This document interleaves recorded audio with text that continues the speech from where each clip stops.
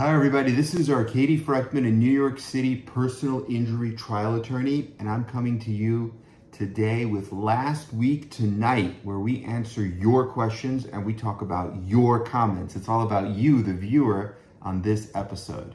So last week we did a live Last Week Tonight, and I'm going to continue to do the lives. I really like doing the lives. I see a lot of interaction, people asking questions. Sometimes the same person is able to actually have almost like a consultation because they're asking a question, I'm answering it, and then they're asking a follow-up or giving me more information. So it's really helpful. I hope it's helpful for you.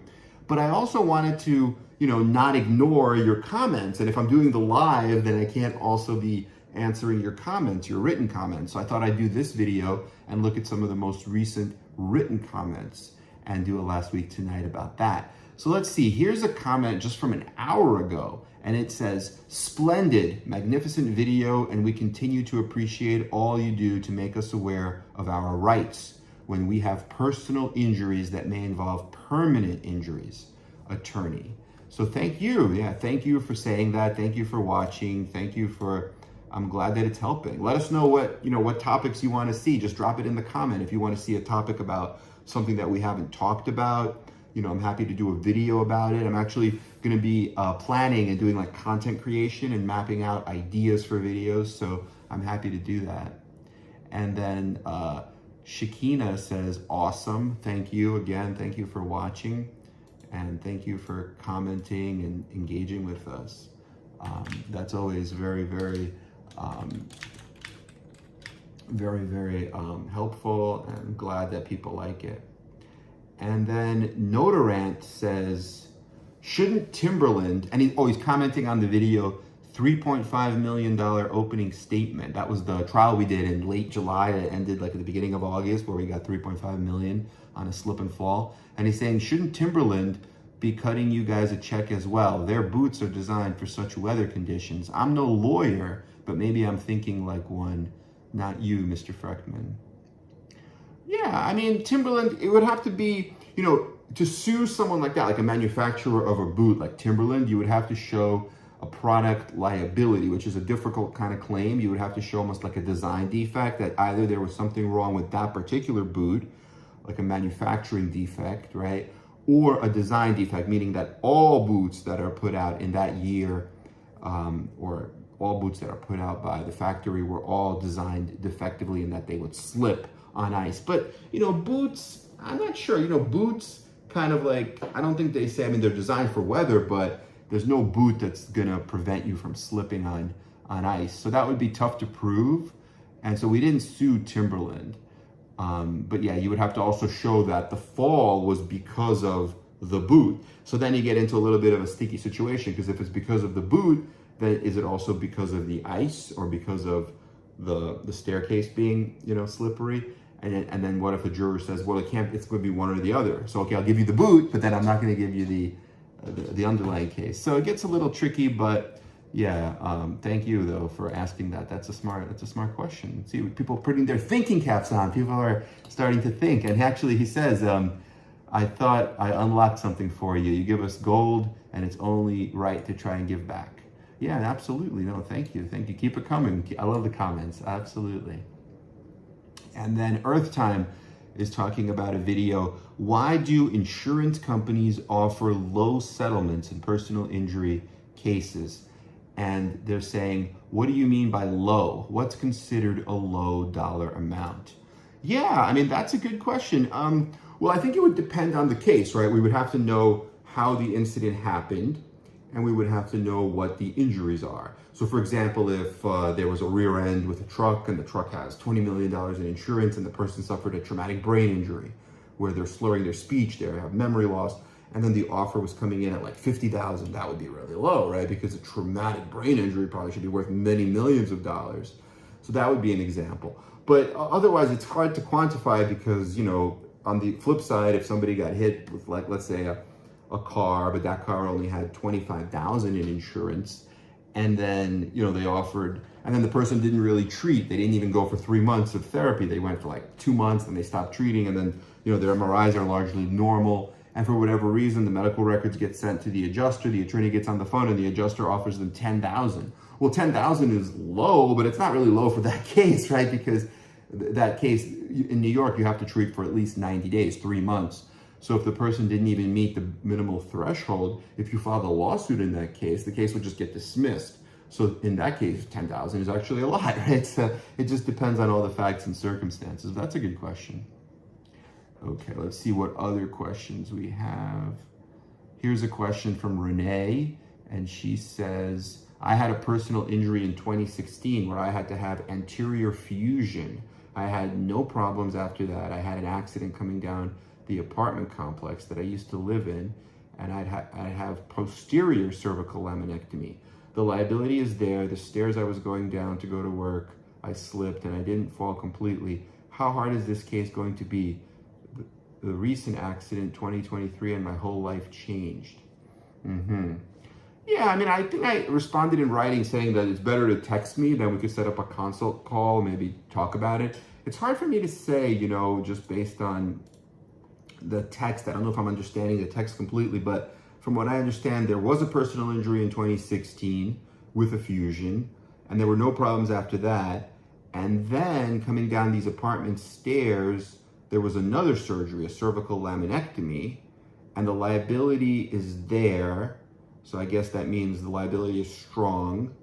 And this one happened just recently in 2023. So it would be an aggravation and exacerbation if it's the same body part, or it could be a new injury as well. Like that's very similar to the case that we settled for 3.5 million, where the client also had a prior neck surgery, a prior fusion, and then, this fall down the stairs due to the ice created the need for additional neck surgeries, but at different levels, not at the same level where he had it before, at different levels, at new levels. So that's almost like a new injury because it's a different part of the neck. So I'd have to look at the medical records. I'd have to get into the nitty gritty, as they say. Yeah, I couldn't just tell you from a comment, but that's a good question, and please reach out. Okay, and then Freaky Flow says, try and remember if the defendant asked for items proving your claims, a document of the event, a doctor's note from a mentioned discussion, access to your taxes, your current and former jobs. Your lawyer will send you mail you need to sign, allowing him or her access to it on your behalf, then sending it to the defense lawyer. This alone takes weeks. Then they pick through it to find lies, odd things, mismatched dates, why you left former jobs. Was it a pattern? I mean, yeah, they could. I mean, not necessarily.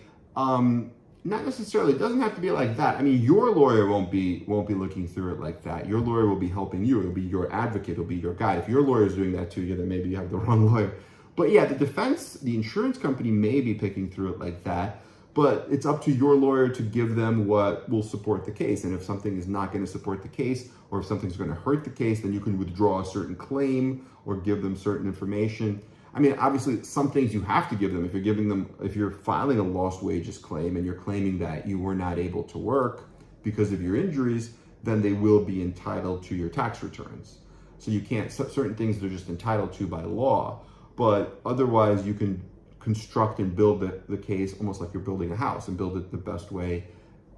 So he's saying that the less they can pick through, the better, and the harder they will try. And remember, yeah. So I guess he's basically like he was upset at the way that it worked out. But yeah, like I said in the written comment, you don't give them unfettered access to everything. You kind of pick and choose, and they are entitled to certain things depending on the claim. Okay, and here's another question from user TE, and he or she says, when does an attorney have access to insurance umbrella? Is it after the deposition or when a case goes to trial? No, I mean, usually it's much earlier. It's like in New York, when you file the lawsuit, they appear in the lawsuit. So now they've answered your lawsuit and appeared. Now both parties are in the lawsuit. That's called joinder of issue. Issue is joined. So now everyone who's in the lawsuit is in the lawsuit. So then you serve them for a request for insurance information, including excess or umbrella. The new law is, when you go to the preliminary conference, which is the first meeting with the judge, at that point, they're supposed to tell you the primary policy, like we have $1 million, and the excess, like we have $1 million with $5 million excess, for example. They're supposed to tell you. If they don't tell you, just make a request for it. If they don't answer your request, you file a motion to compel. The court will order it. Since it's already ordered in the preliminary conference, I think the court will order it, and you may even seek sanctions for that, because why wouldn't they be giving you something that's ordered? And I think in most states, I think, see, the person says later on that they're from California and they know that the insurance is $1 million, but their deposition is scheduled and they don't know, I guess they don't know the coverage. Yeah, your lawyer should find out in California too. I mean, I don't know if California has that same rule where they have to disclose it at the preliminary conference, but you know, I'm pretty sure that they have to tell you if you request it, and they have to tell you the full limits. Sometimes they don't tell you, they just kind of say, it's like, I don't know what they say. They have all these creative ways of hiding things. They say like, oh, it's not available at this time, or not known at this time. Okay, not known at this time because you didn't ask, because you didn't do your investigation. Just go ask and you'll know it. You know, it's like silly. But then you just have to push them on it and just don't give up. Don't you know, you have to just keep pushing. Don't give up, because if you give up and you stop pushing, then they'll never tell you. You just have to keep at it, you know, be very diligent about that, and you'll find out. Okay, let's see. Then again, Noda Rand says, hey, I have a friend that has had a fusion of the lower back and arthroscopic knee surgery. It's been 4 years now, and he's had injuries to this area before. His lawyers told him they're going for $2.5 million. Is it possible for him to get $1 million or around that amount, even from previous injuries?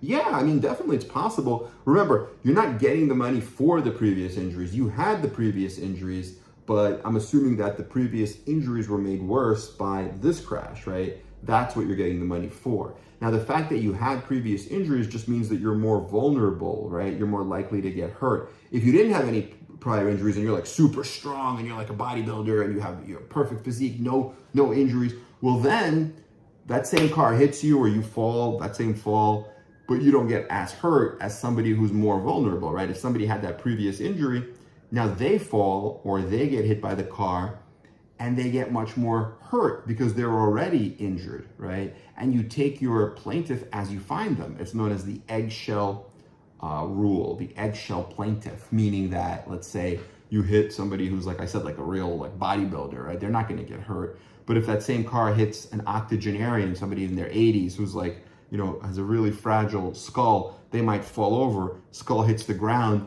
now they have a massive brain bleed, they have a brain injury, they're gonna be in a coma for a week, they might die, or if they survive, they might, you know, have a permanent brain injury, they can't speak. So one case would be worth zero, right? The bodybuilder doesn't get hurt at all. But the same conduct for the 80-year-old is gonna be maybe a multi-million-dollar case because you just ruined his entire life, right? So it just depends on that, to the extent that it was made worse. And I'm pretty sure it's similar in all states. That's what, actually it says that right in the New York pattern jury instructions, because my trial that I just did, the one that we settled for $3.5 million, involved that sort of aggravation, exacerbation. There's also something known as activation of a latent condition. So you might have a condition and not even know it because it's latent, meaning it's like sleeping and it gets activated. So that's another way that you could have a case.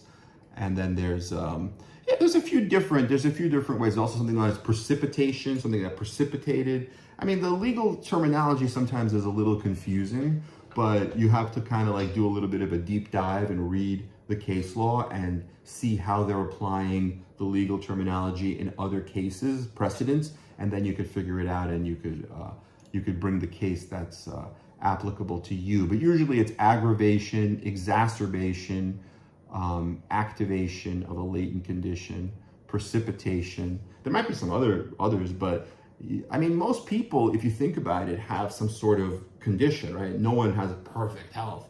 Everybody has got something. Either you have like an injury from sports in your childhood, or you might have had a prior accident, or you might just be, you know, born with something that's a little bit like, because a lot of the defenses, what they like to say is, hey, it's all degenerative, right? Meaning it's not from the crash, it's just degenerative. But what does degenerative mean? Degenerative means it degenerates slowly from living your life. I mean, we all degenerate, right? From the time that we're born, we're like a little baby, we're like an 8-pound baby, we're born. We start to degenerate, right? Life is degeneration. And then when you die, that's the end of degeneration, right? So it just means like the normal aging process. So So what the defense is essentially saying is that all these injuries are from the normal aging process, and they're not from the fact that our truck hit you. It's not from that. It's from the normal aging process. So you have to be able to show that that's a silly argument. Is it just a coincidence that at the very point where the truck hit me is when I started to have like neck pain and I needed a fusion? So you're saying if the truck didn't hit me like a bolt of lightning out of the sky, it's just a coincidence that I would have also needed a fusion because of the normal painless aging process that every single person living on earth goes through? So you have to kind of call them out and argue it like that and make them look like, silly. Now, the only time it really can be problematic is if they actually have, the MRI films and doctors and it really is like, degeneration. Then you just have to admit it and say, yes, they had degenerative changes, like all people have degenerative changes, but look, this isn't just degeneration. This is trauma on top of degeneration, right? Because you could have trauma to somebody who doesn't have any degenerative changes, like say a young, strong person, right? Like that bodybuilder example, they're like perfect health. They don't have any degeneration. Or you could have trauma to somebody who has degeneration, who has, normal age-related changes. But you just have to have your doctors explain it medically, and then you should be fine. And then Colin says, I would like to hear your thoughts on my motorcycle accident in a work zone in Texas. Lots of mud left in the work zone and I lost control, fractured the L3 to L7 and lower lumbar fracture, 6 epidurals. Yeah, that's really serious. I mean, fracturing your whole lower back like that from L3 down to L7, that's 4 different levels. That's terrible. That could be a big case. That could be worth like a few $100,000. I mean, in New York, that would probably be worth even into the millions. I don't know about Texas. I mean, Texas has different areas. I heard that like sometimes South Texas near the Mexico border is more like plaintiff friendly, people get millions of dollars. Other parts, maybe more, North Texas or other parts of Texas, maybe more conservative where it's harder to get big numbers. And I guess you would have to also show, the conditions, like maybe get an expert to show like photos. Was the mud normal mud that any construction work zone would have? Then they could say, hey, well, why were you driving your motorcycle through that? You should have slowed down. You should have went around it. Could you see it? If you couldn't see it, if you didn't have any fault and they had excessive mud and it wasn't safe for a work zone, then yeah, it sounds like a great case. So it just depends on all those factors. But yeah, feel free to text me, 347-566-9595. I'm happy to give you a personal consult and to discuss it. Let me see what other questions we have. I have to run, so maybe I'll do like one more question. And here's a question. Why do appeals take so long when it's a more simplistic process of a small group of people reviewing the case? Well, yeah, it takes long because like you have to write the appeal, right? So you might file a notice of appeal. That just means you want to appeal. But then you have to actually write the appeal, and an appeal is going to be long. It's going to be like, sometimes 20, 30 pages. And plus you need the record. The record is either the entire trial transcript, which you have to obtain and read to write the appeal, right? Or if it's a motion, all the medical records, so the record is what's, the underlying, either if it's from a motion or if it's from a trial, it could be like the whole trial transcript. So that takes time. And then once you write your appeal, whether you're the plaintiff or the defendant, then the other side has to read your appeal and then respond to your appeal. And those are known as briefs. So just to perfect an appeal, perfect means finish the appeal from both sides, could take possibly, like maybe 6 months or so, maybe longer, like a year. And then you have to give them a chance, all the judges have a chance to like review it, read. Remember, they're reading the whole record. You could be on trial for like 3 weeks. So you have like, so many transcripts. And it's not just the trial transcript, it's also the medical records, all the evidence. So they have to read through all that, understand all the arguments, research the precedents, right? So you have to give them time. And then also they're just backed up. Like, for example, the second department in New York, they don't just cover like Brooklyn and Queens, but they also cover parts of like Westchester, they cover Staten Island, they cover parts of, I believe, Long Island too. So they have so many cases. So, it's a lot of work. So you could just imagine, like, so it takes time. But it usually doesn't take, crazy long time. It usually takes at most like a year or two to get an appeal decided. Okay, and then final question. Do you practice in South Texas? Yeah, I could work with a local lawyer and partner up and work on the case together, absolutely. And then Walking Deadland says, you are the best, great stream. And he's talking about last week tonight live. That was when we went live. Oh, thank you so much. I'm glad you enjoyed it. I'm glad we were able to help. Okay, so we'll continue. We'll do more questions. I have to run because I have a meeting, but we're going to continue and do more questions soon. Please like and subscribe to our channel. Thank you for watching. We are here for you. Our goal is helping serious injury victims and families. Have a great night, everyone. Talk to you very soon.